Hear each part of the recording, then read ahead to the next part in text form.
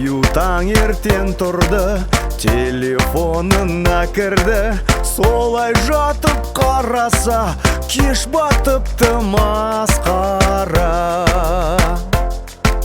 Аю мультиктар көріп, демалысын өткізіп, далаға енді шықса, достары жоқ масқара. Автобуста отырып, телефон отыр көріп, аялдама сұраса, өтіп кеткен масқара. Аю түнімен жатты, телефонмен таң атты. Енді сабаққа барса, ұйқы келді масқара.